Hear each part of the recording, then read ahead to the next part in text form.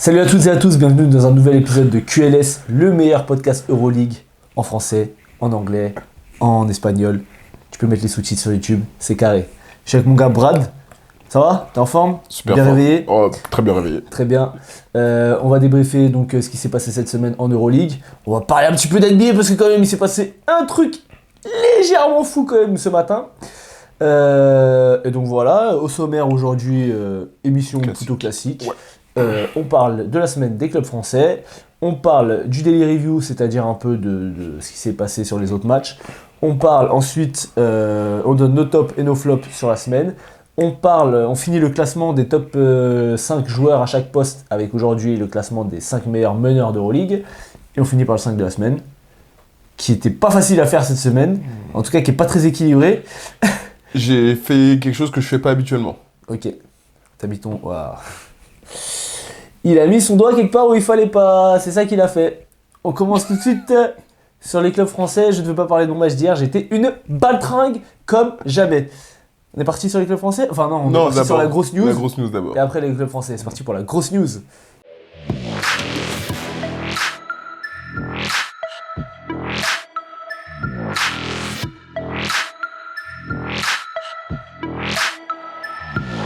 Alors, qu'est-ce que ça a fait, le doigt, à cet endroit-là? Alors, je sais pas si c'est mon doigt à moi ou le doigt du GM des Mavs, mais ce qui s'est passé, c'est que ce matin, je me suis réveillé. Moi, j'ai bien dormi parce que hier, on a gagné le match, tout va très bien, nickel.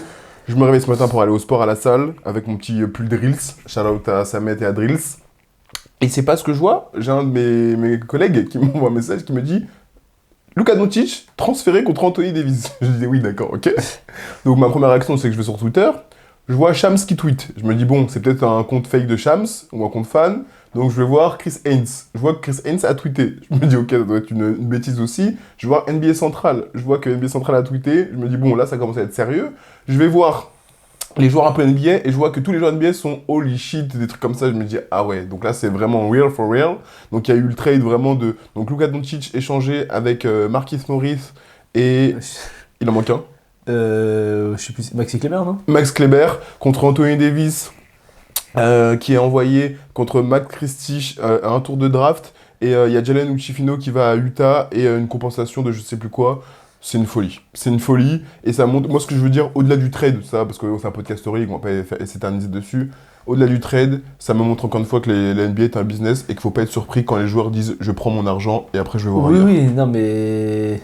Je suis d'accord, on va pas s'éterniser dessus. Mais est-ce qu'on a souvenir Non.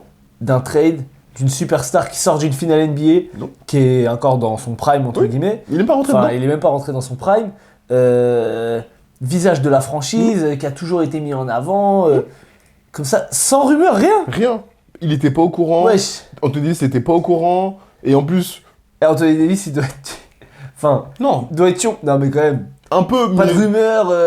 En plus, en termes de fit, alors c'est bien, ça va prendre le relais de... Ils vont avoir une superstar, ça va prendre le relais de LeBron quand LeBron Oui, prendra c'est ça. c'est ça. Mais là, l'équipe des Lakers, elle est pas du tout équilibrée. Oui, ah mais ça... Quel est de toute l'intérêt façon, d'avoir Luka et LeBron dans la même équipe? T'as plus d'intérieur. on n'est pas à l'abri qu'il y ait un trade de LeBron, hein.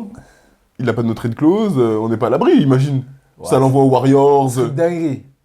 Ah, parce que ça va être dinguerie déjà. Si, Ah, mais si. enfin, Mais- tu t'attendais à se réveiller ce matin, on parle de Jimmy Butler et Bradley Beal depuis 800 ans, on se réveille, on voit Luka Doncic envoyer. Non, mais ce que je veux dire, dans le sens où ce serait navré, c'est que là, c'est le GM des Mavs qui a fumé la moquette, parce qu'apparemment, c'est eux qui ont initié le transfert. Les Lakers, ils ont vu une opportunité, ils l'ont saisi. Ça m'étonnerait que deux GM soient sous substance illicite au même moment avec un dosage qui te fait faire des trucs comme ça, quoi. Enfin, je sais pas, c'est incompréhensible. Le premier truc que j'ai vu, la raison, parce que tout le monde se demande pourquoi, tu vois, c'est parce qu'ils en ont marre qu'il soit pas in shape. Ouais, mais ça... Non, mais tu le fais pas en Oui. février, comme ça. Tu le fais pas Tu tout vas court. au bout de son contrat. Enfin, c'est Luka Doncic, tu Oui. vois. Tu vas pas avoir un autre joueur de ce calibre. Hein. Oui, mais oui. Parce que moi, franchement, j'adore. Là, je trouve l'équipe des Mavs, elle est équilibrée. T'as Kyrie, t'as AD, même si AD Il il met était son meilleur jambe. sur le poste 5. Oui. Donc là, t'as quand même soit Derek Lively, soit Daniel Gafford, à mon avis, qui va se barrer. Parce que tu vas pas le faire jouer en 4. Ça sert à rien. Plus personne joue tall ball avec deux grandes tours. À voir. Je pense pas. Moi, je suis moins hypé par Mais- par mais- l'équipe de mais- Dallas, hein. Ouais, mais ce que je veux dire, c'est que moi, c'est toujours le truc que j'ai, tu sais, avec James Harden, avec Kevin Durant, etc. C'est que au final, t'as aucun leader.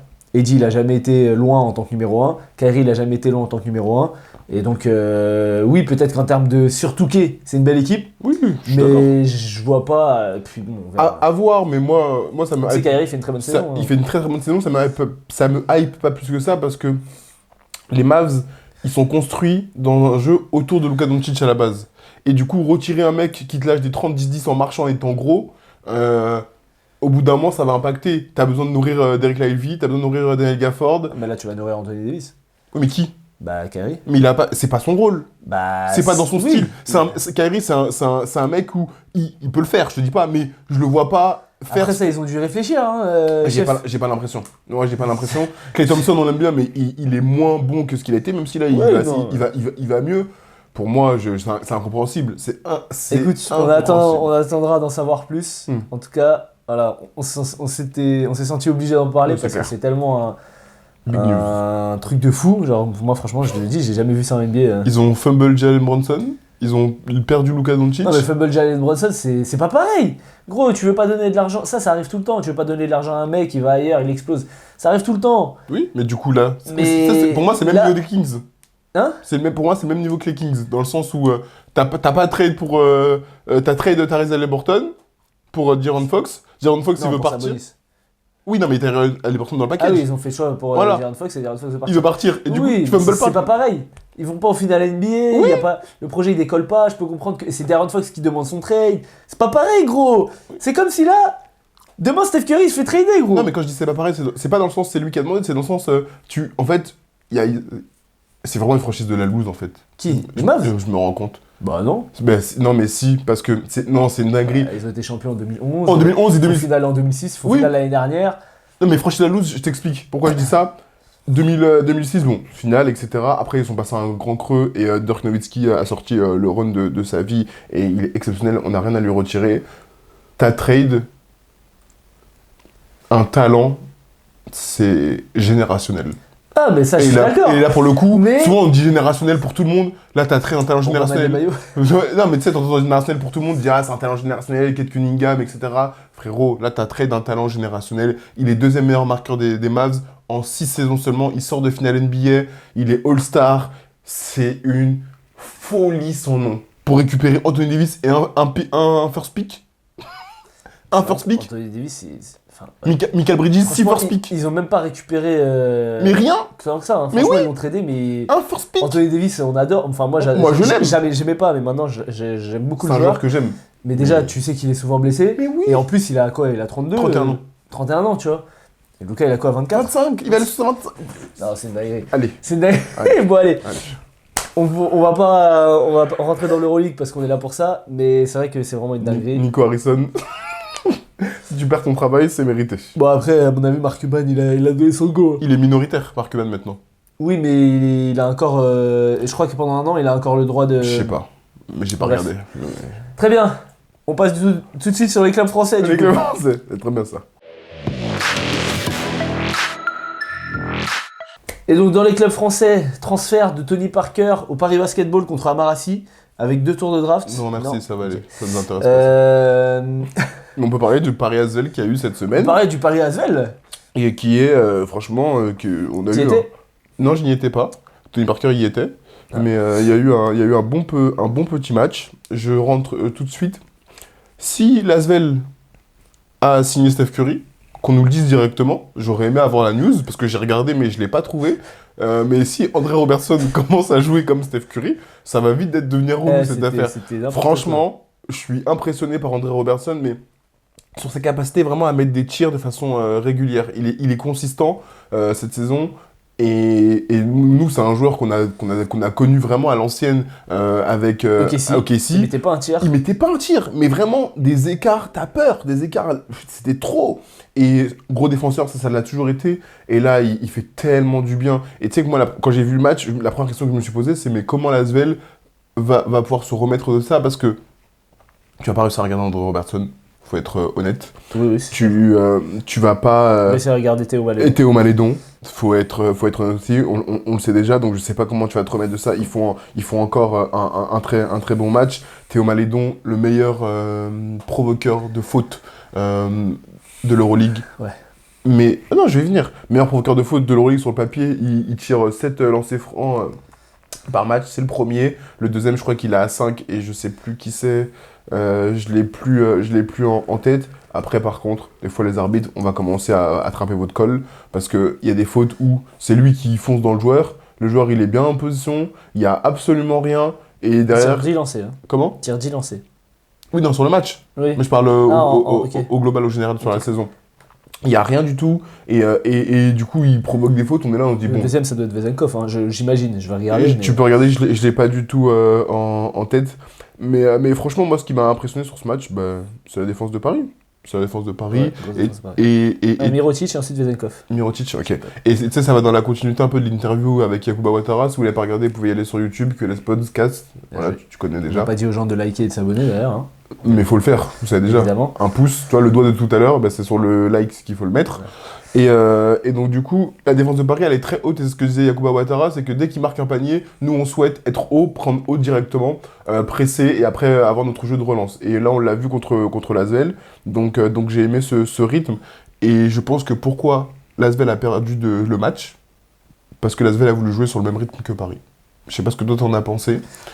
Mais je trouve que l'Asvel a voulu jouer sur le même rythme que Paris, de la relance, peu de demi-terrain. Et à ce jeu-là, tu perds. Ouais, je sais pas si c'est à cause de ça qu'ils perdent. Pas que, mais pour moi c'était... Déjà, je trouve que Tyson Ward, il a fait un boulot monstre sur Théo Malédon. C'est mon MVP. Voilà, franchement, boulot monstre sur Malédon. Malédon, Bon, je vais pas dire que j'en reviens, parce que c'est vrai que c'est un très très fort joueur, etc. On a vu, il a fait des matchs pas plus tard que la semaine dernière contre le Barça et tout. Mais là, sur ce match-là, tu vois, ses stats, elles sont en trompe-l'œil. Il fait 24 dévals. Pour moi, il n'a pas un impact à 24 dévals. C'est juste qu'il tire énormément de lancers, et on l'a dit, dont certains qui lui sont un peu offerts, généreusement. Sinon, il fait 3 sur 6 à 2 points, 1 sur 4 à 3 points. Donc, il tire 10 fois. Et Tyson Ward, il l'a vraiment très très bien tenu. Il a un bon passage dans le troisième quart, Théo Malédon. Et vraiment, j'ai trouvé la défense de Paris hyper forte sur ça. Heureusement qu'André Robertson était Steph Curry, parce que sinon il serait mangé une pilule. Et il y a un joueur côté Paris aussi qui a fait des différences. Et je pense que c'était ciblé dans le game plan, c'est que, ok, celui qui est défendu par Nando De Colo, il se fait attaquer. Et de plus en plus, on le voit. On l'avait vu, je me souviens, à Bologne avec Clyburn qui voulait le poster à chaque fois. Et Maudolo, il s'est régalé. Il fait un de ses... J'allais dire son meilleur match, non, parce que contre le Real, il fait un match à 30 points, etc. Et contre le Barça aussi, il est très bon. Donc il fait une très bonne saison, franchement, Maudolo. Mais là, il s'est amusé. Il était à carpette, le mec. Cross entre les jambes, nanana, et il a mis que du drive. Hein. Il a pas mis, je crois pas qu'il met beaucoup de tirs à 3 points. C'est quoi la stat? Tec, il est au Maudolo. Il fait 1 sur 4 à 3 points. Mais il finit à 18 points, 20 dévals, 3 rebonds, 2 passes. 6 sur 9 à 2 points, beaucoup de drive, beaucoup de finition, il a des très bons appuis, il finit des 2 mains près du cercle et tout. Donc moi c'est mon MVP du match, parce qu'il a été vraiment excellent. Après, TJ Shorts, dans un match on va dire tranquille. Par contre, ce que j'ai aimé, c'est qu'il a retrouvé son tir à mi-distance. Tu dire la même chose parce qu'il commence le match en mettant 3 tirs à mi-distance comme ça. Il fait ses 6 passes, il perd aucune balle, 18 dévals, propre. J'ai moins aimé le match de Nadir Efi. Sur ce match-là.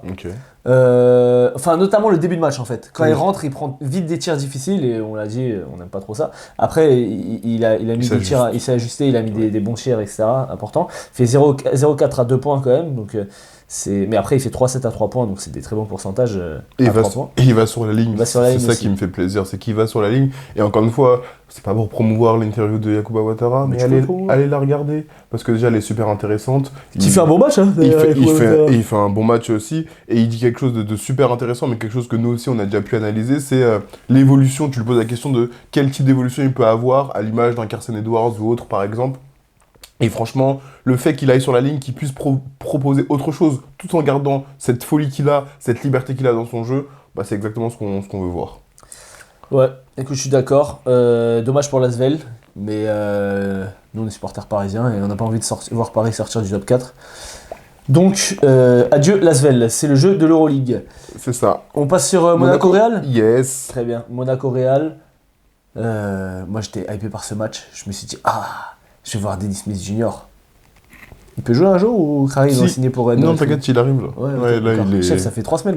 Vraiment, on le voit avec des écouteurs en tribune, on le voit assis, on le voit derrière le banc, mais on le voit jamais sur le terrain. Bref. On dirait On dirait Nick Calates pendant toute la première partie de saison. Ouais, parce que là, Nick Calates, il a bien joué en tout Ah. cas. Il était bien là aujourd'hui. On me dit que Nick Calates Il était bien là dans le match et a fait 12 points, 10 passes. c'était mon MVP. C'est le Nick Calates qui a fait très mal à Monaco l'année dernière avec le Fener. C'est le Nick Calates qui, quand tu le signes, c'est celui-ci que tu veux voir. On sait très bien qu'il va toujours avoir des écarts au niveau des fois du tir à 3 points, mais il en met quand même 2 sur ce match-là. Mais j'ai trouvé qu'il a contrôlé le jeu. C'est mon MVP du match, encore une fois. Il est... Il commence avec 3 tirs à 3 points en plus. 2. 2 2. Bah il en met 3 sur le match, mais oui, en tout cas, il commence avec... Non, il en met 2 sur le match. Ok. Il Non. en met 2 sur le match. Ah oui, ok. Non, c'est autant pour moi. Et donc c'est une Calates qui le meneur qui te permet de contrôler le rythme, de mettre la balle au bon endroit et surtout, qui défend. Qui est sur les lignes de passe, qui des fois vole des ballons, qui fait de la deflection. Donc, Il fait 2 interceptions. Donc il est dans toutes les catégories. Monaco fait 10 interceptions sur ce match. Tu vois, donc ça montre qu'ils sont hauts sur les balles, ils prennent haut. Et ça, j'ai beaucoup aimé. Et moi, j'étais rassuré un petit peu sur ce match-là. Je me suis dit, Monaco va le prendre. Parce que quand tu vois que le meilleur joueur de ton équipe côté Real, c'est Sergio Llull, je me dis qu'il y a un problème. Parce que Mario Zona fait un bon match, hein, mais le fait qu'il soit éjecté, ça le discrédite. Mentalement, je sais pas ce qu'il a, mais il veut plus être là, je pense. Sincèrement, je le trouve très à fleur de peau, beaucoup de fois dans la saison. Comme l'année dernière, hein. Oui, mais depuis l'année dernière, il devait aller au Pana, il n'a pas été, etc. Bref, je le trouve très à fleur de peau, je le trouve très énervé très rapidement. Les joueurs du Real de façon globale, parce que souvent on se dit ils se plaignent pour tout et n'importe quoi. Mais là, le meilleur joueur de ton équipe, c'est Sergio Llull qui est agressif, qui est efficace, etc. Bah, tu ne peux pas aller loin, quoi. Quand tu vois, t'as un Fakou, j'ai oublié qu'il jouait le match à un moment, je me suis dit, ah, mais il est sur le terrain. On l'a pas vu, il a été J'ai mis transparent. Fakou cheveux courts, ça marche pas. Il a été transparent. Donc voilà, c'est un Monaco qui a pris un match et tant mieux, quoi. Ouais, alors il y a eu les débuts de Bruno Fernando. Je pense que ça va faire du bien au Real parce que c'est un profil intérieur athlétique et très mobile. Tavares fait un très bon match, hein, cela dit. Hein. Dans la dissuasion, même près du cercle, au rebond offensif, il fait du mal. Pardon. Et tu vois, on parlait de Tyson Ward et de sa défense sur Malédon. On peut parler de la défense de Alberto Albalde sur Mike James. Il était en mission sur lui. Et Mike James, je crois, met pas un tir avant le 4e quart-temps. Il se frustrait lui aussi. Enfin bref, c'était vraiment un match de tête brûlée. Mais je suis d'accord. Moi, je me dois d'insister parce que c'est vraiment trop grave. Le Real, c'est trop. Wesh. Ils sont toujours en train de se plaindre aux arbitres à chaque action. Ils regardent les arbitres, ils crient. Putain, j'ai l'impression de voir Draymond Green, quoi. Le mec, il va mettre un lay-up à 1 contre 0 en contre-attaque, il va retourner l'arbitre, il va dire N1. Franchement, et c'est énervant. Et aucune équipe qui se concentre plus sur les arbitres que sur le jeu n'ira loin. Alors le Real Madrid, pas le Real de Madrid, pardon, Ali Boumaier. Ali Traoré. Trop sur Youssouf en ce moment. Hein ? Trop sur Youssouf en ce moment. Mais non, mais c'est son blaze sur Twitter. Oui. Ou sur Insta, enfin bref. Boumaier Musique, c'est exactement. Le label de Youssou. Ok. Et donc du coup, voilà, j'ai aimé aussi les rotations intérieures de Monaco. Ils ont sorti Moté Younas de leur boîte dans la deuxième mi-temps alors qu'il n'a pas joué toute la première. Il était bon. Il a été exceptionnel, très, très défensivement, offensivement. Il a vraiment bien apporté. Les arbitres nuls à chier. Encore une fois, il y a la meuf là qu'on avait vue à Paris Real. Elle, faut arrêter, faut qu'elle prenne sa retraite. Et donc voilà, parce que l'exclusion, elle est dure quand même, tu vois. Genre, je sais pas, elle vient le voir, elle dit montrez-moi vraiment, peut-être vous saignez. Il saigne, ouais. Et il lui montre, et je sais pas, bon après je sais pas ce qu'il lui dit, tu vois. Il a dû lui dire quelque chose. Ouais, mais bon. Non, il a dû lui dire quelque chose, parce qu'elle est pas très bonne, oui, certes, mais il a dû lui dire quelque chose. Ouais, écoute. Bon, je vois une technique comme ça, deuxième technique comme ça. Oui. Encore un très bon match de Mathieu Strazel, Merci. qui est agressif, qui vraiment prend ses responsabilités, même s'il y a toujours pas Okobo et Jordan Lloyd, hein, faut pas oublier que c'est quand même des top joueurs de ton équipe qui sont pas là, t'arrives à gagner des matchs. Donc voilà, bravo à Monaco. Ils m'ont pas enthousiasmé plus que ça non plus mais faut prendre. Dans le jeu. Mais voilà, faut prendre. Ils font que 16 passes décisives, dont 10 pour Calates. Donc voilà, ça a été un jeu encore un peu stéréotypé Monaco. Faut prendre. Ça te laisse dans le top 4. T'es à égalité avec Paris, à 15-9. Paris, t'es à 14-9. Et Monaco est à 15-9. Donc il faut prendre. Donc j'aime bien. C'est bien. Bravo à Monaco. Très bien. On passe sur le Daily Review ? Let's go. Allez, c'est parti pour le Daily Review. Et dans le Daily Review, on va commencer par le match de la semaine. Le derby serbe. Maccabi. Maccabi Hapoel. Ah, me dit qu'ils ont des envies expansionnistes jusqu'en Serbie. Non, le Partizan Étoile Rouge, bien entendu. C'est un gros match sur le papier, avec beaucoup d'attentes. Avec le Partizan qui est en course toujours pour Exactement. conforter sa place au play-in. Tout à fait, le Partizan avant ce match-là qui est à 12-11. Ouais, qui était 10e. 10e. Donc non, franchement, on s'attendait beaucoup. Il y avait Mathias Le Sort qui était là. Avec sa trottinette. In the crowd, avec aussi sa trottinette, Thanasis qui était là, donc une effervescence. C'est toujours très intéressant de voir vraiment cette ambiance aux Partisans. Et ça m'a fait penser à une phrase de Nikola Jokic qui disait, par rapport à la NBA, il disait « Mon gars, j'ai joué en Serbie ». Et quand tu vois ces images-là, tu dis « Bah oui, on comprend mieux encore ce qu'il veut dire ». C'est vraiment, vraiment ghetto. Ça fait des fois, même moi à travers la vidéo, je dis « Quand même, moi, imagine, je suis dans le public, je pense que je reste mignon ». Alors que franchement, les joueurs de l'Étoile Rouge, ils ont parlé, hein. Ils parlent, bon, mais après, ils sont habitués. Ouais, mais bon, quand même. Il faut voilà. Faut en avoir. On va en avoir. On est d'accord. Maintenant, si on va sur le match, je sais pas ce que toi t'en as pensé, mais j'ai trouvé, c'est que le Partizan a perdu le match à l'intérieur. Je les ai trouvés dominés. Et pourtant, ils ont Tyreek Jones. Ouais, mais Tyreek Jones. Ils ont Brandon Davis. On l'a pas vu. Mais ils ont été dominés par la paire Joel Bolomboy et Philippe Petrousev sur les rebonds offensifs, sur l'impact qu'ils ont eu. Tyreek Jones qui s'est frustré aussi à un moment, qui est sorti, etc. Puis après qui est revenu, mais on l'a moins vu, moins d'impact qu'à l'accoutumée. Tyreek Jones, il a eu des problèmes de faute. C'est aussi, du coup, il rentre, il refait 2 fautes. Il joue 13 minutes, presque 14. Il fait 5 fautes. Et en 13 minutes, il fait quand même 8 points, 6 rebonds. Oui, ah mais... Et donc c'est là la différence, c'est que Brandon Davis, il s'est fait casser la gueule par le secteur intérieur de l'Étoile Rouge. On l'a dit, le secteur intérieur de l'Étoile Rouge, c'est très sérieux. Et en plus de ça, déjà offensivement, il n'a pas eu l'impact que, tu vois, il fait 7 points à 3 sur 9 au tir. Il fait quand même 16 dévals parce qu'il prend 8 rebonds. Il fait 6 interceptions quand même, hein. Mais on l'a dit, Brandon Davis, c'est un bête de joueur et tout. Mais là, il était trop seul. Il était trop esselé. On n'a pas trop vu Isaiah Mike. On n'a pas vu Kuprovica. Bonga qui fait pas un match exceptionnel. Donc, c'était... Et puis, on n'a pas vu non plus... Il fait Lomber, ouais. Non, sur le poste 4. Le mec qui vient de... Pokusevski. On l'a pas vu non plus. Il a pas joué. Non, il a pas joué. Ah oui, d'accord. Mais comme Kuprovica n'a pas joué non plus. Donc, en fait, c'était très limité à l'intérieur. Et quand t'as John Brown, Bolomboy et Petrousev, parce que John Brown fait un très bon match aussi, c'est difficile. Ils sont mangés que des noix. Sachant que j'aimerais savoir qui est JB Brown. T'as pas entendu? J'ai pas entendu quoi. Tout le match il a appelé JB Brown, gros. J'ai pas entendu, purée. Pourquoi JB Brown? Il s'appelle JB Brown ce mec? Non, pour moi il s'appelle John Brown, mais peut-être c'est moi qui sais pas. Hein. Et tu sais que je vais ajouter aux personnes que tu as citées, même Kalinic.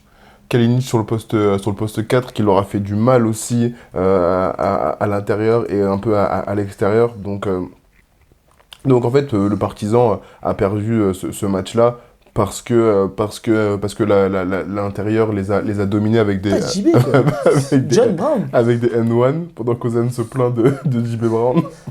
Non mais merde quoi, genre. Nazmi trop long, il est déjà en noir. Voilà, rappelle-toi-en. Ouais, mais la partition est jouée sans aucune façon. Il a sorti début du match. Début du match, j'ai pensé à ça direct. À chaque fois, il dit ça. En plus, attends que le match, au moins le match, on est dans le troisième quart-temps. Déjà, tu vois qu'il travaille ses intros. Parce que première phrase du match, il dit... alors c'était pas le match de Canos, c'était le match du vendredi. Il a sorti une tirade, genre ça c'était travail. Bref, on y reviendra plus tard. J'aime bien, continue, tu vois, tu me régales quand je t'écoute, c'est une vraie régalade. Mais je te jure, quand il a la cale, à chaque fois, je suis tellement mort de rire, j'ai pu rire. On attend. Bref, donc pour revenir sur l'Étoile Rouge, oui, encore une fois, Petrousev, exceptionnel, 17 points, 8 rebonds, des gros tirs, une présence au rebond offensif. Tu vois, il prend 3 rebonds offensifs, mais surtout dans la fin de match qui ont fait mal. 25 dévals, 7 sur 10 au tir, 0 sur 1 à 3 points, 3 sur 3 au lancer. À côté de ça, tu as Joel Bolomboy qui te fait 14 et 8 aussi, donc ils te prennent 16 rebonds à 2. Ils font chacun 2 contre. Donc en plus de ça, ils dissuadent les équipes adverses et ils provoquent 9 fautes. Donc franchement, il fait 21 dévals. Ils sont à Ils sont à 46 déval à eux deux. Ils ont cassé Ouais, la gueule. franchement, raquette exceptionnelle. Et encore une fois, j'ai aimé Sferopoulos qui les met, pour finir le match, qui les Ensemble. met les deux ensemble. Et c'est très dur à Ah attaquer. bah, c'est dur. Hein. Prendre de la Le partisan, place. il cherche à switcher et tout, mais c'est des intérieurs qui sont hyper mobiles, donc c'est compliqué. Côté partisan, le match de Carlick Jones, bien sûr, il a été très, très bon. Il les a relancés, notamment aussi dans le troisième quart, quand ils étaient en difficulté, et on voyait que lui. Ouais. Il a été très, très fort. Mais moi, je veux pointer deux choses. Esselé. Esselé, exactement, je veux pointer deux choses. Il fait Lundberg. C'est dramatique. C'est dramatique. Tu peux pas jouer 25 minutes Faire et 0-6, faire 0 0-6, 0 points. Ah, spoiler, on me dit que j'ai fait la même chose hier. Tu n'es pas un joueur d'Euroleague. C'est vrai. Pas ce que je sache. Donc, premièrement, en plus, c'est un mec normalement qui défendait haut, qui défendait fort, etc. Là, je l'ai trouvé moins bien. Et deuxième point, par rapport aux partisans, c'est John Washington. John Washington, il a joué 17 minutes, il a mis 8 points, très bien, mais il a dû en coûter au moins 15. C'est un plot en défense. Oh, c'est trop grave. Je regarde. Ah, c'est ça m'a un. pas choqué. Oh là Alors que là. pourtant, d'habitude, il est capable de bien défendre. Et c'est ça en fait, et c'est là où je veux venir. J'avais l'impression qu'il n'avait pas envie. Dès qu'il y avait quelqu'un qui avait John Washington en ISO, que ce soit Colegi Miller-McIntyre, que ce soit Iago Dos Santos, tout le monde le jouait. C'était trop grave. C'était trop grave. Alors, je parle du match, hein. Parce qu'en temps normal, quand il a envie de défendre, il défend plutôt pas mal. Mais là, vraiment, c'était n'importe quoi. Il passait, après derrière, ça crée un décalage, et du coup, des fois, il n'y avait pas ni marqué ou non, mais fait un peu plus d'efforts, surtout quand le match se joue de façon aussi serrée. Ouais, bah. Après, on peut parler de la fin de match quand même. Parce que. Pardon, la fin de match. Qu'est-ce que tu veux dire sur la fin de match? Alors, Qu'est-ce que tu penses de la faute de Stanley? il y a faute. Il y a faute. Et oui, je sais qu'il y a faute. Il y a faute. Tous les jours, il y a faute. Mais c'est un peu con, non? Ah bah c'est stupide. Ah, c'est totalement stupide. Je sais pas pourquoi t'as besoin de sauter comme ça. Enfin, un petit saut. En plus, après, il la joue très bien. Nedovic. Ouais. Oui, Nedovic. Donc oui, il y a faute en fait. C'est débile. C'est débile de... Franchement, je peux comprendre qu'il soit dégoûté. Prendre une faute à 0,5 dixième, c'est stupide. Sors devant, il met le tir, ok, mais t'as pas besoin de sauter comme ça et tout, comme un idiot là, pour rien. Après, Tu vois, John Washington, statistiquement. c'est un bon défenseur. Non, mais sur ce match, il défend bien. Il a un defensive rating à 100 sur ce match-là. Il a 60% de stop pourcentage. Donc, moi, ça m'a pas choqué, c'est pour ça que je voulais voir. Mais Moi, si tu le dis, Il y a- je te crois. franchement, il y a quelques actions, en plus des actions au moment où ça compte, où je trouve qu'il fait pas les efforts. J'ai trouvé qu'il faisait pas les efforts, mais c'est pour ça que je l'ai pointé, parce que c'est pas dans ses habitudes, tu vois. Moi, ce qui m'a plus gêné avec John Washington, sur ce match-là en tout cas, c'est. Il était en mode ball hog, tu vois. Genre vraiment, il y a eu des actions. Tiens, toi, va faire un pic. Là. Ensuite, mais au final, il a jamais la balle. Tout ça pour qu'il se retrouve avec Petrousev sur lui directement. Chef, si tu veux que ça switch avec Petrousev, demande aux joueurs qui est défendu par Petrousev de venir te piquer. Pourquoi t'as besoin de passer d'abord par Effet Lundberg pour ensuite passer par truc? Il switch surtout de toute façon. Surtout que ça, c'était la pire décision qu'il a prise. Switcher sur Petrousev, inutile. Bah ouais, je préfère attaquer Nedovic, Exactement. Petrousev ou Bolombo. Exactement, tu vois. stupide. Mais bon, Donc bref, défaite du partisan, du coup... ça fait mal. Ça fait très mal pour eux parce qu'ils se retrouvent à la place du con, là où je les ai mis. Non, je les ai mis peut-être un peu plus bas, je sais plus. Ou 10ème d'ailleurs. Ils sont à 12-12, juste Ouais, mais derrière Milan. T'inquiète, là, les deux devant, là, c'est en train de craquer. La semaine prochaine, Partizan joue Monaco. À Monaco. Et ils jouent également Bologne. Donc tu dois faire au minimum 1 sur 2. Ah ouais, tu dois prendre Bologne. Hein. Si tu prends pas si Bologne... tu prends pas Bologne, tu mérites pas d'aller en play. Exactement. Et attention à Monaco, hein. Parce que Monaco, ils sont capables de lâcher des matchs. Hein. Tu dois faire au minimum 1 sur 2 pour moi, pour le Partizan. Ok, très bien. Alors, de quel autre match tu veux parler? Maccabi Berlin, franchement. Ouais, franchement, je mens. Maccabi Berlin. Bah, Berlin gagne quand même. Oui, Berlin gagne. Berlin fait un gros match, une grosse fin de match. Non, mais très bien. Maccabi. Hermanson, super match. Avoue. Yeni Wetzel, super match. On est très content. Mais ça y est, on va pas parler de ça. Il y avait pas Jalen Nord en plus. Ça m'intéresse pas. Maccabi, je sais pas à quoi ils jouent. Ils sont pas intéressants. Par contre, Rokas Yakubaitis, moi j'aime beaucoup la saison qu'il fait. Peut-être qu'on en reparlera dans une autre catégorie. On en reparlera pas. Arrête de, on va en reparler. Mais en tout cas, shout out à Rokas. Voilà, merci. Il fait quoi comme stat? Il est même pas meilleur rival de sa. Non, mais il fait un très bon match encore. Mais c'est pas que les stats. Il met 8 points, mec. Mais tu mets 8 points, c'est pas que les Il stats. fait 8 points, une passe. Il fait un bon match. Ok, mec. Toi, t'es un hater de Rocas. Non, mais d'accord. Maintenant, si Parle. on met 8 points, on fait un bon match, vas-y, c'est pas grave. Hein. Après, c'est les standards que tu t'imposes. Hein. Purée, toi, tu vois, t'as le prisme que les stats. Comme disait Benzema, c'est-à-dire que les stats. 8 points. T'as vu ce qu'il a fait sur le terrain? T'as regardé le match? Je crois que je regarde Alba Maccabi. Voilà, donc, merci. Je regarde pas les matchs. Ouais, Ok. parlons de basket. Tu veux qu'on parle de Milan-Pana, peut-être? Parce Oui. que tu voulais parler de basket. Si tu veux. Alors, Milan-Pana, deux équipes en course pour le titre, apparemment. Non, plus sérieusement, on a retrouvé le Pana qu'on n'aimait pas. C'est le jeu qu'on déteste. Milan, très très grosse défense, toujours sans Mirotic, sans Josh Nebo et sans Fabien Causer. Mais ils ont le MVP d'Euroleague. Donc à partir de là, putain, franchement, c'était une performance à la Kendrick Nunn, je trouve. Genre. L'enchaînement des points. Ouais. Ah, c'était très Et indéfendable. tu vois. Indéfendable, c'est exactement Genre, ça. Il prend des tirs durs. Il Plusieurs tirs durs d'affilée. Il met 12 12 points points d'affilée. d'affilée. Il met 12 Et points genre, d'affilée. il était intenable. Il fait un match, c'est la plus grosse éval, c'est le MVP de la journée. 39 déval. Il est à 39 d'éval. 7 sur 10 à 2 points, 5 sur 7 à 3 points, 33 points en 32 minutes, 4 sur 4 au lancer franc, il prend 8 rebonds, 7 défensifs, 1 offensif, il fait une passe, 2 paires de balles. Franchement, plus 18 de plus de Magnus. Et c'est la première fois depuis le début, enfin depuis qu'il y a toutes les blessures, que j'ai trouvé que le Pana souffrait à l'intérieur. Oui. Ils se sont fait bouffer par Zach Ledé. Gillespie aussi qui fait un bon match. Il fait 14 déval, 11 points, alors que c'est pas non plus une foudre de guerre. Au rebond, et à 37 à 33, donc c'est pas non plus un écart énorme. Mais j'ai trouvé vraiment qu'il manquait un grand, enfin on sait, il manquait même deux grands côté Pana. Notamment, en plus, Wendy Gabriel a eu des problèmes de faute comme à son habitude. J'ai trouvé Mitoglou bon. Ah, moi je suis très content. Ouais. Les blessures font émerger les retours ou l'arrivée de certains joueurs et ça me fait du bien de voir Mitoglou à C'est ce du bien de niveau-là. voir que ça saute des compos.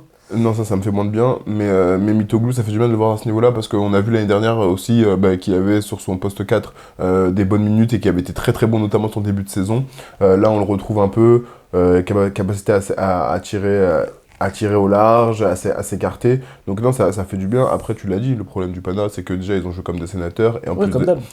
oui, mais sauf que tu peux jouer comme des sénateurs quand t'as ton effectif au complet. Là, à l'intérieur, le manque de joueurs est trop important. Et comme a dit Ergin Ataman, il n'y a pas de nouvelle arrivée prévue. Donc ils vont devoir jouer avec cet effectif-là. Je pense qu'ils ont les joueurs. Après, Kendrick Nunn, il a le droit de faire un match aussi. Il a le droit de faire un bon match parce que les stats sont en trompe-l'œil. Je suis tout à fait d'accord. Il met 18 points, 411. Oui, enfin bon. Mais c'est trompe-l'œil. Il est à 7-18 au tir. Hein. C'est ça. Donc c'est complètement en trompe-l'œil. Mais surtout Lorenzo Brown aussi, il a le droit de jouer au basket, c'est pas interdit. Ça, c'est. Putain, le downfall, lui aussi. Après, tu me diras, la saison régulière qu'il fait l'année dernière, elle était caca aussi. Hein. Non, la saison régulière était caca, gros. Elle était caca. C'est juste qu'il avait un plus gros rôle, donc les stats étaient un peu plus gonflés. Mais je me souviens, on a dit où est passé Lorenzo Brown, et après en playoff, il s'était réveillé. Je t'avais dit. Mais sur la saison régulière, elle était dramatique. Donc ça se trouve, il va sortir un bête de playoff, bête de Final Four. On va dire, ah, très bonne signature. Tu l'as pas signé pour la saison régulière, Lorenzo Brown, en vrai. Tu l'as signé s'il y a des blessures sur son poste, sur ce truc. Il a fait quelques bons matchs, notamment, je me souviens, le match contre Paris, où ils perdent. C'était un peu lui qui tenait l'équipe. Mais voilà, écoute, le Pana, on l'a dit, hein, s'ils continuent à se branler les couilles, ça va être compliqué pour eux, mais... Ils sont où, là, eux ? Ils sont toujours pas mal. Hein. Enfin non, ils sont 6ème, je crois. Ils sont 5ème. 5ème, 14-10, égalité avec l'Étoile Rouge et le Bayern. Ouais, ils peuvent être 4ème, parce que Paris et Fener, ils ont toujours pas joué leur match en retard. C'est ça, c'est le 3 mars. Exactement. Donc voilà pour ce match-là. Tu veux parler de Kaunas Bayern, peut-être ? On peut parler de Kaunas Bayern. Oui, Sylvain Francisco, exceptionnel. Kaunas Bayern. Oui, non, mais Kaunas Bayern, oui, on peut en parler rapidement. Sylvain Francisco est exceptionnel. J'aime le joueur qui devient ce niveau de consistance et de régularité. Il a des fois des petits trous, parce que notamment un moment avec Lonnie Walker, c'est plus compliqué. Mais sur ce match-là, il a essayé d'être... Il y a un gros duel avec Carson Edwards. Il a un gros duel avec Carson Edwards. Et Andras Obst, c'est important de le mentionner. Ça, c'est après. Parce que d'abord, c'est les deux qui se rendent coup pour coup sur le début de match, c'est Sylvain et Carson Edwards. Mais j'aime beaucoup, t'as dû voir passer la petite vidéo où sur le banc il remotive ses trous. Quelle envergure d'ailleurs. Il est comme passe, gros. Il prend 4 joueurs, j'ai dit, mais wesh. Des longs bras, des bras, mon pote. C'est normal, il fait ma taille, il dunk. C'était mal les bras, gros. Des bons bras, ça a montré son leadership, je suis très content. Ça me renforce une fois de plus de pas comprendre pourquoi il est pas aux fenêtres internationales, mais ça c'est un autre sujet. Il faut regarder les matchs pour ça. Et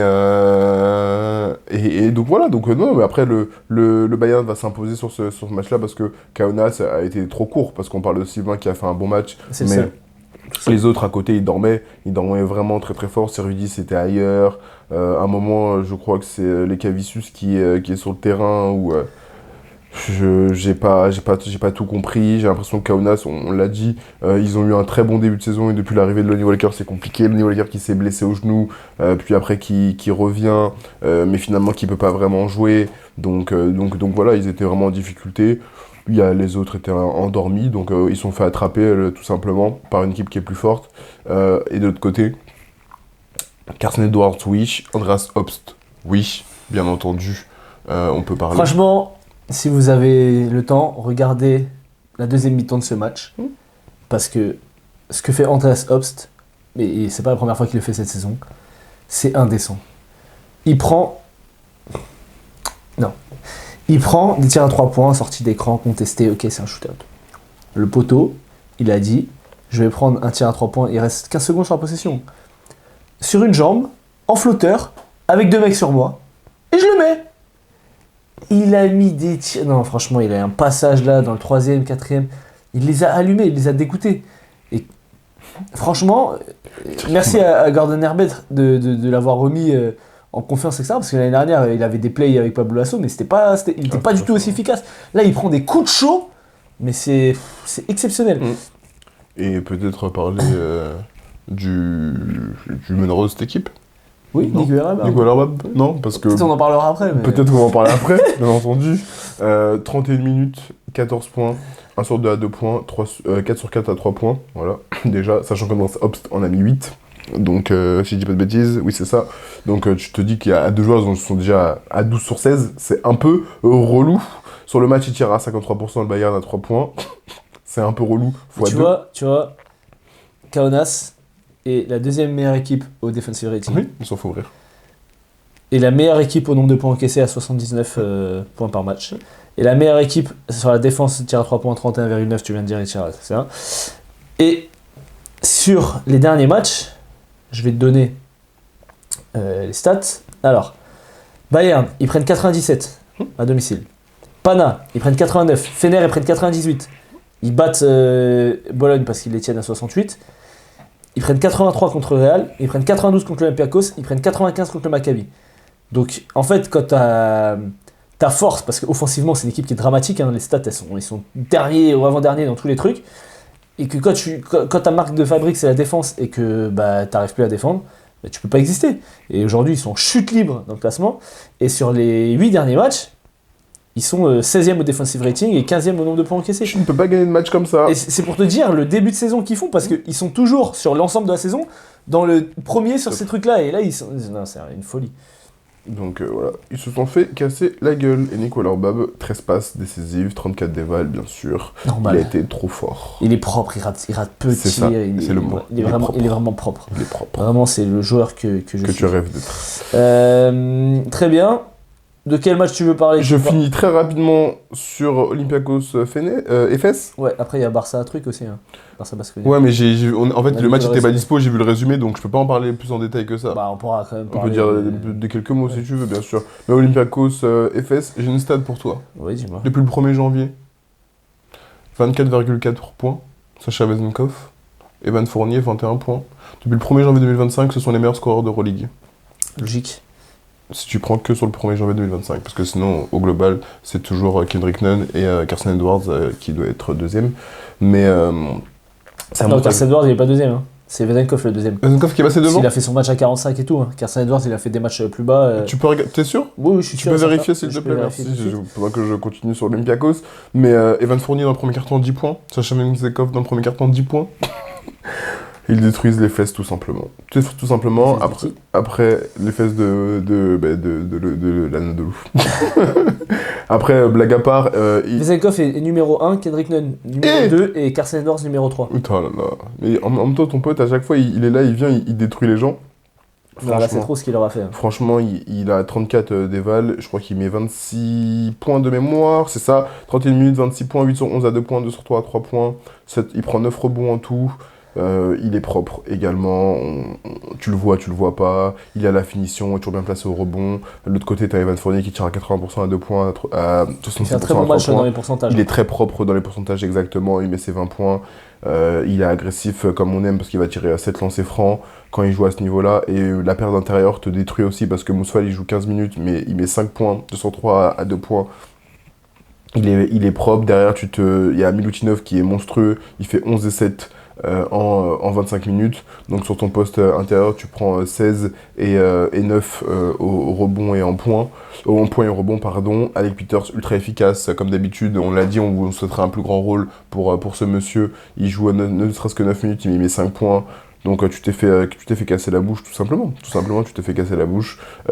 Pourtant, les fesses ne fait pas un mauvais match, même si je suis un peu très frustré de Shane Larkin. J'ai du mal à le retrouver, à être dans la relance. Je pense qu'il n'est pas à 100%, mais après en plus, j'ai l'impression que le système de jeu est un peu tourné vers un jeu collectif où tout le monde peut un peu créer, mais en même temps, du coup, lui, ça le dessert parce que c'est un mec qui a besoin d'avoir la balle. Et je suis pas sûr que ça soit une meilleure option d'avoir Elijah Bryant ou Tyrese Thompson qui est la balle que chez Larkin, quoi. Donc, on est d'accord. Voilà. On est d'accord, même si Elijah Bryant fait pas un mauvais match. Alors, tu parlais de Vezenkov juste rapidement, je vais redonner un peu les stats. Parce que depuis la journée 10, donc sur les 15 derniers matchs, il a 21,8 points, 6,5 rebonds, ok. Il a 69% à 2 points et 47% à 3 points. On avait dit que sur le début de saison, il avait un peu de mal sur l'adresse à 3 points. Ça va beaucoup mieux là, il est en train d'allumer. Sur les 10 premiers matchs, il était à 35% à 3 points. Donc là, sur la saison, il est à 42. On sait que c'est un excellent shooter, mais là, en plus, il reprend ses tirs, tu sais, en première intention, comme l'année où il est MVP, où genre, j'attrape, je shoot direct. C'est très difficile à tenir, donc exceptionnel. Mais oui, vas-y, sur les fesses.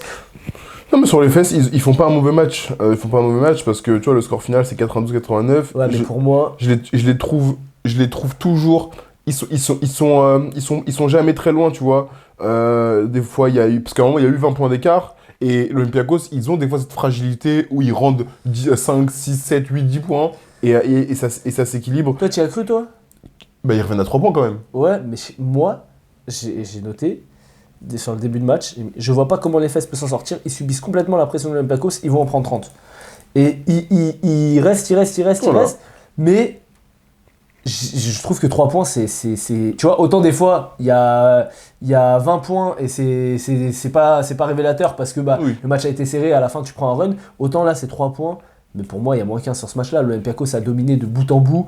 Ils ont maîtrisé pas de bout en bout. Je trouve que jusque les 5 dernières minutes, pas de bout en bout. Parce qu'après, ils prennent un run, il y a des tirs qui rentrent, Rodibi et Jabrian, etc. Oui, mais c'est trop tard en fait. C'est trop tard. Donc, en fait, on n'y croit pas, quoi. Bah oui, après l'Olympiakos remporte ce match, mais de toute façon, logique, ils sont pas premiers d'Euroleague pour rien. La semaine prochaine, l'Olympiakos, ça joue qui ? Le Barça, donc ils vont prendre ce match. La fois que j'ai dit ça, après ils ont perdu.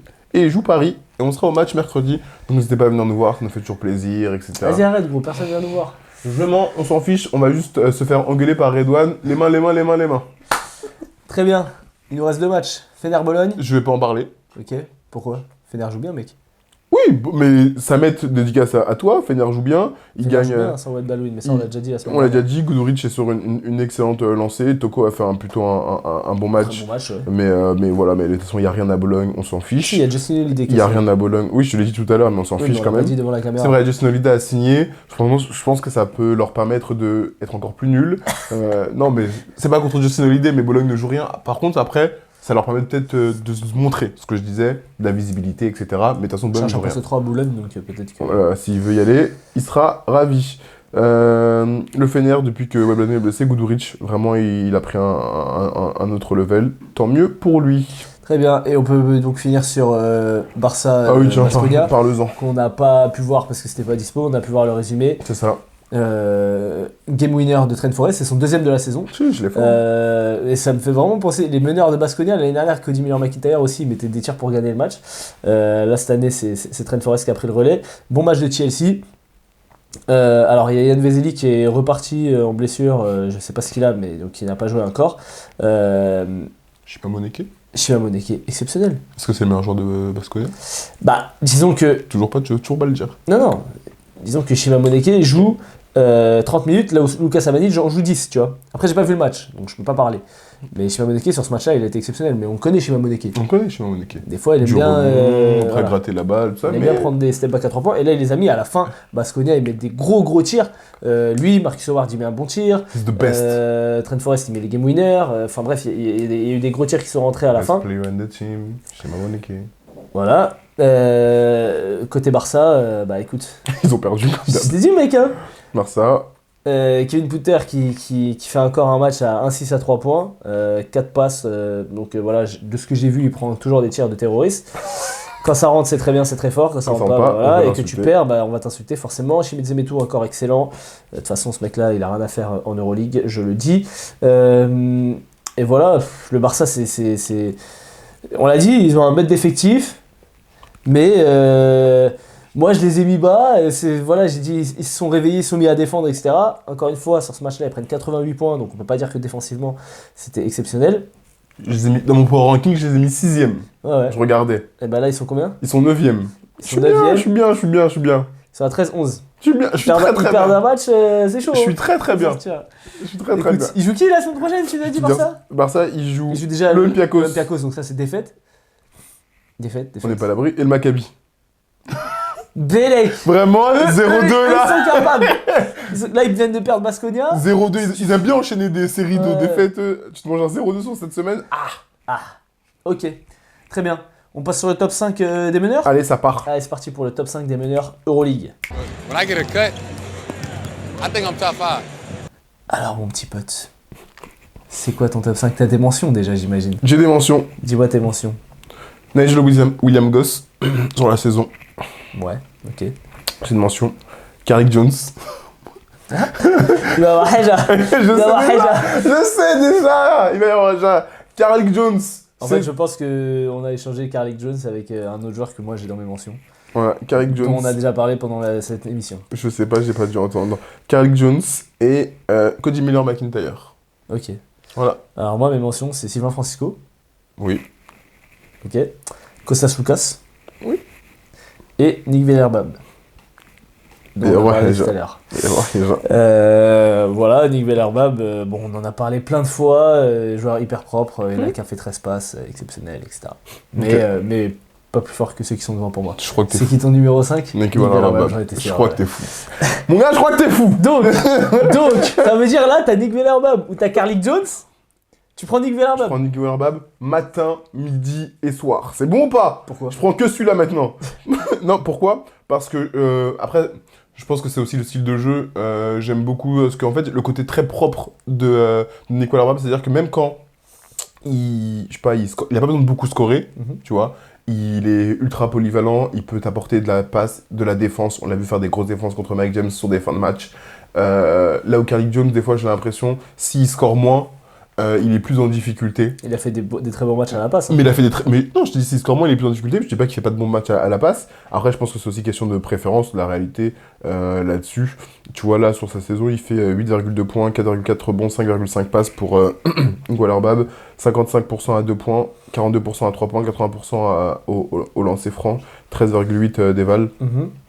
Et les stats de Carlick Jones, tu les as? Je vais te les donner tout de suite. Moi, je te dis, j'aurais juste pas les vals, donc si tu peux me sortir les vals. Yes. 13,6 points, 3 rebonds, 5 passes, donc en termes de passes, il est à peu près pareil. Il met 5 points de plus, 50% à 2 points, 33% à 3 points, 89% au lancer. Il est leader, on peut dire qu'il est leader de son équipe. Carlick Jones, 17 déval. 17 déval, voilà, il est leader de son équipe. Je suis d'accord.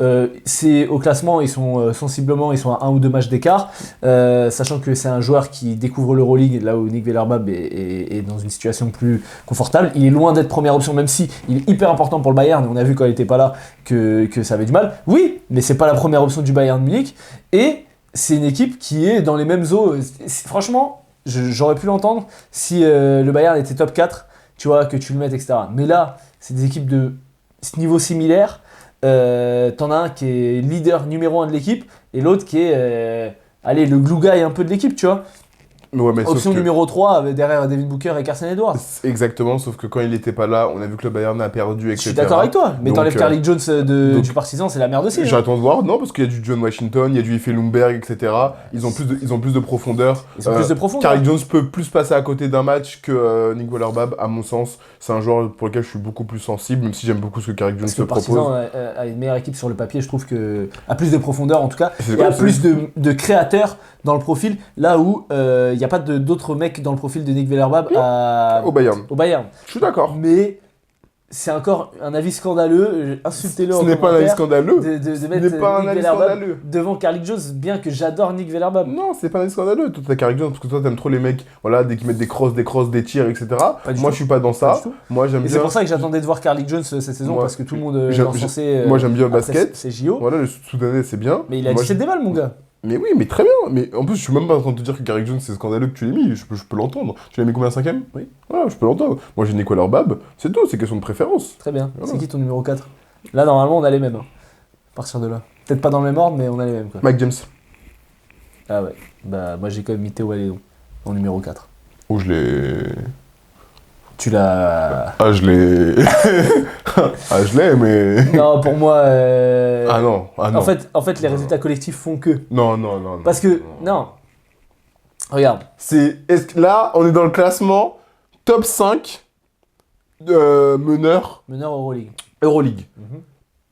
Oui, il y a le classement, c'est-à-dire que je peux pas dire je mets Rokas Sugubaitis dans mon 5, tu vois. C'est mieux. Hein. Non, mais faut pas être bête, on rigole, mais faut pas être bête 5 minutes. Collectivement, oui, Monaco est supérieur à l'Asvel. Mais intrinsèquement, la saison de Théo Maledon, tu peux pas mettre Mike James devant, c'est impossible. Et je te parle même pas d'attitude ou quoi que ce soit, je te parle juste par rapport au basket et ce qu'il a proposé, c'est impossible. Impossible. Mike James MVP, etc. et tout, et qui fait une très très bonne saison, enfin, très bonne saison, il fait une bonne saison, mais on regarde les matchs, combien de fois on le voit passer à côté, où il a pas envie, dans le dernier quart-temps il joue, donc il finit à 18 points, mais sauf que pendant 3 quarts-temps, il a été horrible, il a été exécrable, quand des fois il prend des fautes à la con, quand il veut pas défendre, etc. Puis quand il s'y met, boum, on dit purée, ça c'est Mike James qu'on aime, mais on l'a détesté pendant 25 minutes, et on l'a adoré pendant 7 minutes, c'est impossible que cette saison, je mette Mike James devant, alors qu'il est dans le top 5, il n'y a même pas eu de discussion, ça c'est clair et net, mais qu'il soit devant Théo Maledon, c'est impossible. Impossible. Moi, je suis d'accord avec toi intrinsèquement. Bah, c'est sur Après, il y a la réalité du terrain, du basket. Théo Maledon, aujourd'hui, pourquoi Théo Maledon ne peut pas prétendre à un titre de MVP en fin de saison d'Euroleague? Pourquoi il n'est pas dans les classements quand il y a des sondages, etc., au titre de MVP? Pourquoi? Parce que l'Asvel est trop bas. Exactement. Mais c'est pas le débat. Là, Bah, c'est pas le débat. C'est Mais le non, débat. c'est pas le MVP, débat. MVP, tu classes le meilleur joueur de l'Euroleague. On Oui, est d'accord. mais là, c'est pas le débat. Donc là, c'est la même chose. Tu classes les meilleurs meneurs. Donc pour moi, en tout cas moi, j'ai pris en compte les résultats collectifs. T'es fou. J'ai pris en compte le Mais fait t'es que fou. Monaco soit beaucoup plus haut, joue le Final Four, etc. Et Mike James, je suis d'accord avec toi, il est loin des standards de l'année dernière. En même temps, la saison qu'il fait l'année dernière, c'est une saison MVP exceptionnelle. Et voilà. Mais cette saison, il est quand même, mine de rien, à 15 points, 3 rebonds, 5,5 passes, 1 interception, 17 déballes. Donc mine de rien, il n'est pas dégueulasse. Alors, pourcentage à 3 points sont un peu bas, il est à 32%, 45% à 2 points.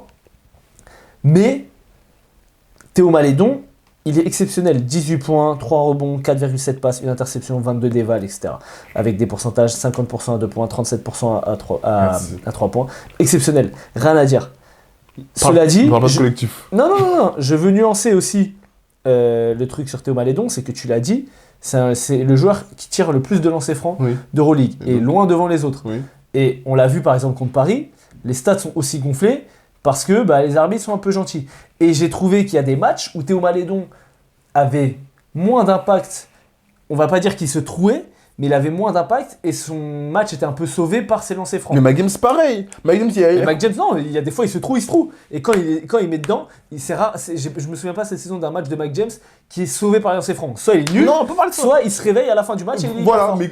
mais en fait, et c'est ça, c'est que tu regardes le PIR et tu dis, purée, il a fait 21 dévals, etc., ou il a fait 25. Sauf que quand tu regardes le match en lui-même, pendant 2 cartons et demi... Ouais, mais quand tu fais un carton à il 17 déval, et tout, bah, ouais, c'est bien. mais c'est bien, sauf que tout le match t'as été dégueu, donc tu peux pas Ouais, dire mais que moi t'as fait un bon match. je valoriserai plus, en tout cas moi je vais toujours plus valoriser un mec qui met 17 points en tirant 2 lancers qu'un mec qui va mettre 20 points en tirant 10 lancers. Mais non, mais alors des fois... c'est ma vision du truc. Oui, je comprends, mais des fois il est privilégié, Théo Malédon. Mike James aussi, hein, je veux pas dire que Mike James il est pas privilégié par les arbitres, mais Théo en même temps Malédon, il l'a mérité. oui, mais Théo Malédon, il est privilégié, c'est vrai, des fois, il a des fautes qui n'y sont pas, mais je suis désolé, la saison de Théo, elle est tous les jours devant, faut Ah, mais arrêter. si tu Moi, c'est prends mon troisième. C'est intrinsèquement, mon troisième. intrinsèquement, tu vois, je peux entendre, tu dis, tu mets Mike James à Lasvel aujourd'hui, Oui. il fait pas la saison que Théo fait. Mais c'est pas la question. Mais si, certainement, mais c'est pas la question. Si. Là, tu changes le débat de place, c'est Non. pas ça la question. La question, c'est aujourd'hui, Big 2025, on est le 2 février, il est 11h et quelques, c'est est-ce que Théo Malédon fait une meilleure saison que Mike James? Oui. Point final. Le débat, il est là, c'est tout, dans les tops. Si tu me dis intrinsèquement, mais Mike James à Lasvel, Mike James il a 25 points. Hein. Bah oui, on facile. On est honnête, Ouais. mais c'est pas la question là. Bah si. Attends, on est Pour où moi, là on n'est pas sur qui fait la meilleure saison, Mais on dit si. qui est le meilleur joueur cette saison. Mais c'est exactement ça. Du coup, le meilleur joueur de cette saison, c'est Théo Malédon. Ah, tu vas me dire que c'est Mike James. Bah écoute, je peux, ça me choque pas qu'on débatte là-dessus. Non, c'est pas choquant, Ah. mais t'es un peu fou quand même. Très bien.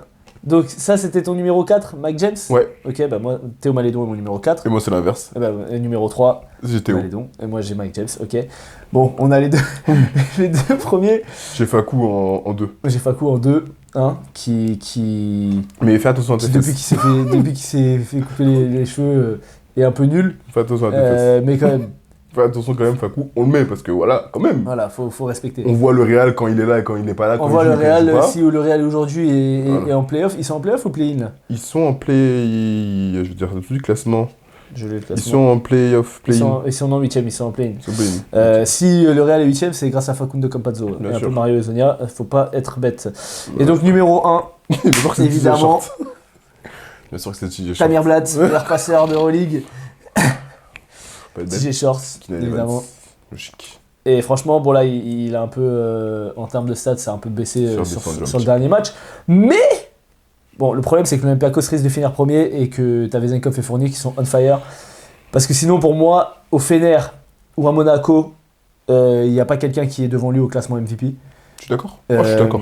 Donc, à voir comment Paris va finir la saison, à voir comment TJ Shorts va finir la saison, à voir comment Sacha Vezenkov va finir la saison. Parce que, Spoiler, on sait comment il va la finir. Spoiler. tu sais qu'il devait pas jouer en plus à la base, je crois. Il avait un problème de Ah ouais. genou. Ah bah, purée. Tu vois, c'est allé apparemment. Spoiler, Mais, on sait comment il va la finir. moi j'aimerais bien que TJ Shorts prenne le MVP quand même. J'aimerais Pour bien. l'histoire, ce serait bien. Pour l'histoire, ce serait bien. C'est Vezenkov, il en a déjà un, ça y est. C'est vrai, non, mais je suis d'accord. Je pense que ça va jouer. Et là, pour le coup, je suis d'accord avec toi sur où est-ce que Paris sera classé. Je pense que si t'as un Paris qui est hors top 4, tu peux Oui, l'oublier. oui, Tu c'est peux sûr. l'oublier.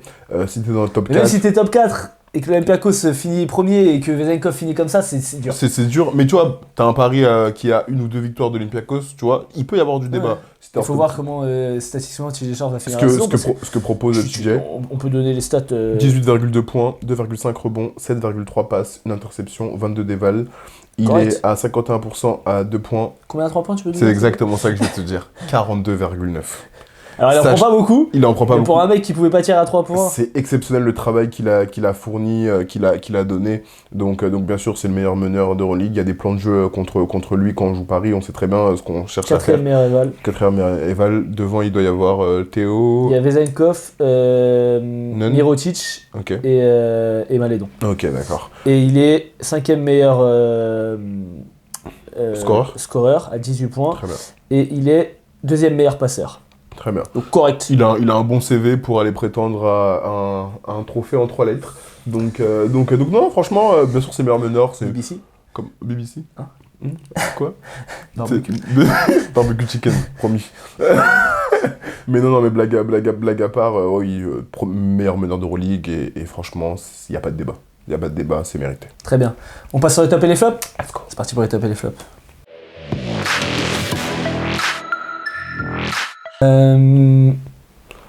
Alors, Les tops, les flops. oui. Mon petit pote, what's your top? What's your flop? Alors, J'en ai 1000. Cette fois-ci, je les ai fait. c'est vrai que j'en avais beaucoup, mais alors, je vais en reparler après, donc ça sert à rien, mais en tout cas, j'ai Andras Obst. Parce que Logique. tu l'as dit. Logique. Sa suis pas choqué. performance en deuxième mi-temps, il met 26 points en 22 minutes, dont 8 sur 12 à 3 points. Les tirs, moi, tu sais, nous, on joue au basket et Ouais, des fois, ça nous arrive. ça nous arrive. Et on sait, des fois, tu mets des t'es chaud, tu mets des tirs, tu dis, ah, très bien. Quand tu vois la Des qualité fois, des t'es froid et tu mets pas de et tu mets pas de tir aussi, ça m'arrive très souvent. Mais du coup, tu vois la qualité des tirs qu'il met et la difficulté des tirs sur une jambe, il y a 2 mecs qui sortent, etc. T'es obligé de donner un top, c'est exceptionnel. J'en ai parlé tout à l'heure, j'ai la paire d'intérieur de l'Étoile Rouge, le Bolumbol Petrousev. Et j'aime beaucoup, comme tu l'as très justement dit, quand il joue à deux.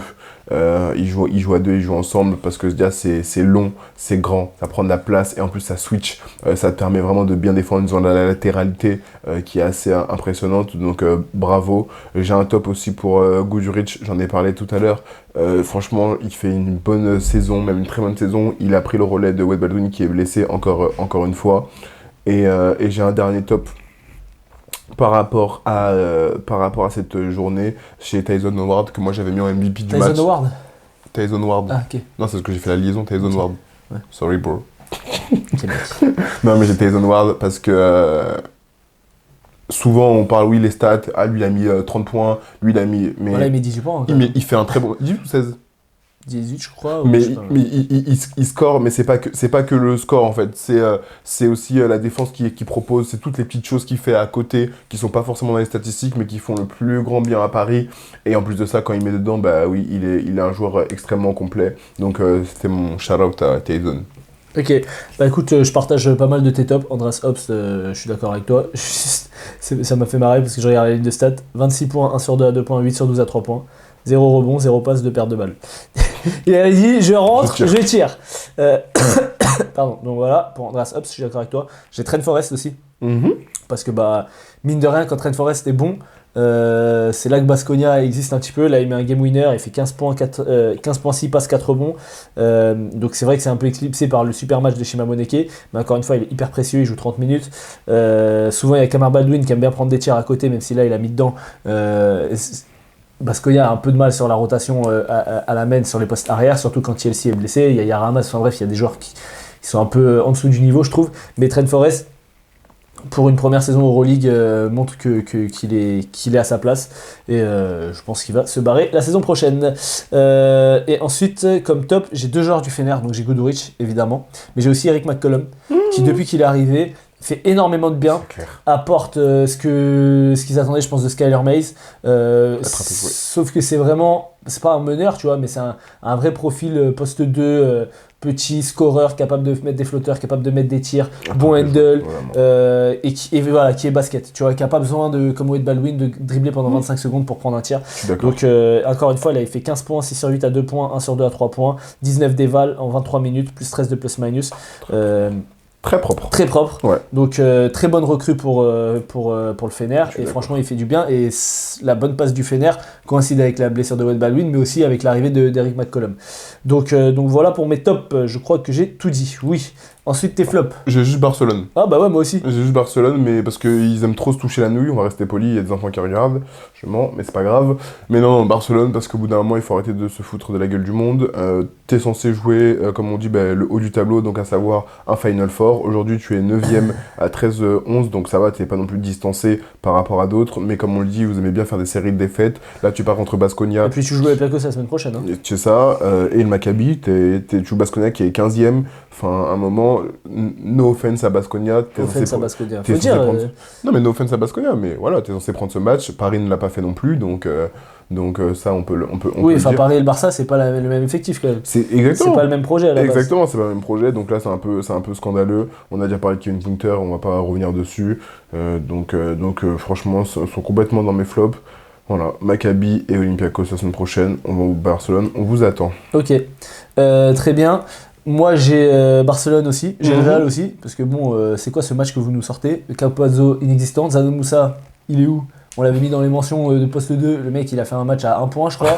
C'est vrai, je l'avais oublié carrément. Dramatique. Dans le contenu, c'est pauvre. Ils font que de se plaindre aux arbitres. Donc moi, j'en ai marre de ce Real Madrid, donc je les mets dans mes flops. Et j'ai un troisième flop, c'est Monsieur Lonnie Walker. Hein, Il est blessé. Oui, enfin, il est pas blessé. Il est blessé là depuis Ouais, ce mais match-là. il est blessé. Faut D'accord, pas tirer ok. sur l'ambulance. Je tire sur l'ambulance. Je vais donner ses stats sur Corps les de 8 derniers corner. matchs. 10 points, 2,4 passes, 3 rebonds, 48% à 2 points, 24% à 3 points. Il est à 87 d'offensive rating. Je sais pas si on se rend bien compte. 87 d'offensive rating, c'est hyper faible. C'est bien. Hein. Et 127 de defensive rating. Il défend bien en plus. Il est dramatique. Il est dramatique. Et j'adore Lonnie Walker, franchement. C'est un joueur que j'adorais en NBA et tout. Son passage à Brooklyn, même quand il était aux Spurs, même aux Lakers et tout. Et il avait fait un match exceptionnel en playoff pour faire gagner le match. Mais, chef. Il est blessé. Mets-toi au boulot. Arrête, gros, il s'est blessé sur ce match-là. Tu veux que j'enlève ce match-là? Vas-y, je vais te donner les stats avant ce match-là. Si tu Call veux. de police. Ouais, super. Il passe de 49 à 50% à 2 points. Ah, tu vois Ah, bah oui. La c'est blessure, ça super. aide. Hein. Non, mais... par contre, il passe de 89 à 86 en offensive rating et de 127 à 129 en defensive rating. Donc non, je suis désolé. C'est indigne d'un joueur de ce statut et je suis Kaunas, je le coupe. Non, je mens. T'abuses. Mais voilà. T'abuses. Tu vois, Franchement. là, tu t'enflammes. Non, mais voilà. Il fallait faut dire. recentrer. Il fallait dire. Ok. On va passer au On 5 passe de la semaine. au 5 sur la... Ouais, au 5 de la semaine parce que tu t'enflammes un peu. C'est parti pour le 5 de la semaine. Alors, mon 5, il est très simple. Ok. On a le même, c'est sûr et certain. Je pense pas qu'on ait le même. On a le même. Ok. Nicolas Orbab, Ouais. classique. Ouais. Sylvain Francisco, Non, il a perdu, mec. il a perdu. Il a c'est vrai. perdu. D'habitude, je le fais pas. Je le dis toujours, il a perdu. Mais là, c'était trop. La perf, c'est trop. Il fait son career high. Donc t'as mis Schengelia alors? Non. Bah pourtant il fait 39 déval. Mais c'est pas son career high. Ouais, si c'est son carrière high. À l'éval, mais pas Oui, au point. au point et à l'éval. Ah ouais? Ouais, Purée. Ouais, mais il fallait que je sorte des mecs, ça veut dire. mon gars, J'ai mis Sylvain, voilà, il a perdu, mais j'ai mis Sylvain. Voilà, j'ai le faut droit. l'entendre. Allez, Voilà. c'est parce qu'on l'aime beaucoup. Shima Moneke, Ouais, logique. Zach Ledet Ouais, logique. et Sacha Vezenkov. Logique. Ok, bah on a le même sauf que j'ai pas Sylvain. T'as qui? Maodolo. Oui, d'accord. Oui, bah, oui. Parce que même si statistiquement la performance est Oui. bien moins impressionnante, j'ai trouvé qu'il a dominé cette rencontre face à l'Asvel et Paris, enfin toutes les équipes ont besoin de victoire, hein, tu me diras. C'est clair. Mais Sylvain il a pas gagné malheureusement. C'est vrai. Non, mais je suis d'accord. À tu vois. domicile contre le Bayern, tu vois, c'est pas. C'est vrai. Voilà. Donc Mais après, la performance n'en reste pas moins exceptionnelle. Hein. Et puis, il y a un autre joueur aussi que j'avais sorti, je sais plus, un autre poste 4. Ah bah non, mais c'est Schengelia que je peux pas Schengelia. mettre. Toko. Donc voilà. Écoute, on a fait le tour pour aujourd'hui. On fait un Soit peu disant de- émission courte, je pense qu'on a fait comme d'habitude. Ouais, émission courte et en plus, la semaine prochaine, double week. Double week, bon chance à nous. J'espère que t'es pas en déplacement le week-end. Oh, par contre, je joue à Rungis, c'est bénéf, c'est juste à côté. Merci d'avoir regardé. N'oubliez pas de mettre un like. N'oubliez pas d'aller voir l'interview de Yacouba Ouattara. Je vous la mets ici ou ici. Non, ici ou ici, ça c'est sûr. C'était très intéressant. Abonnez-vous sur différents réseaux, QLS Pod, sur TikTok, sur Insta. Et Très on bien. vous dit à la semaine prochaine. Voilà. Et on a hâte de voir Luka Doncic sous le maillot des Lakers. Est-ce qu'il va rentrer dans le maillot vu qu'il est gros comme un cachalot? Babanks. Bah, Banks.